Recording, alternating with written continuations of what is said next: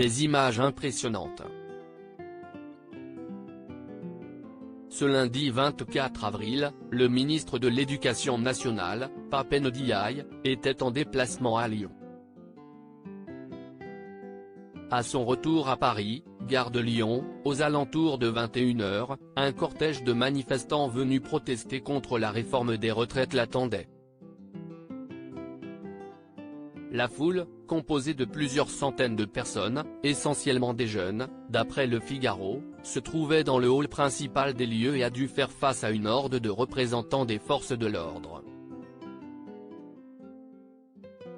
Sur fond d'un concert de casseroles, les protestataires ont hué le collaborateur du président de la République avant d'entonner des chants antifascistes et anti-Macron. Face à cette cohue, Pape Ndiaye a été contraint de rester dans son train pendant une vingtaine de minutes, sous la surveillance étroite d'un groupe de policiers.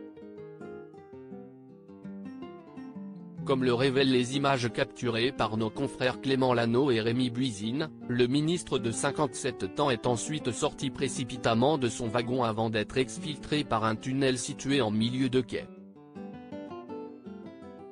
Il a donc pu quitter discrètement la gare en évitant la sortie principale et en échappant ainsi aux manifestants. Elisabeth Borne, Bruno Le Maire. Découvrez les ministres à leur début. La visite de Pape Ndiaye à Lyon elle aussi fortement perturbée un peu plus tôt dans la journée, le déplacement de Pape Ndiaye à Lyon a lui aussi été perturbé par un important mouvement de contestation contre la réforme des retraites. La venue de l'époux de Jeanne Lazarus au rectorat a notamment été très agitée. Quant à sa visite à l'Institut national supérieur du professorat et de l'éducation, INSP, elle a même été reportée en raison de la présence, devant le bâtiment, d'une centaine de manifestants, rassemblés en comité d'accueil après un appel lancé par la CGT Éducation du Rhône sur les réseaux sociaux. Munis de casseroles, poêles, seaux, boîtes en fer, sifflets, cornes de brume et fumigènes, d'après BFM TV, ils ont ensuite tenté de forcer les portes de l'Institut. Article écrit en collaboration avec 6 médias.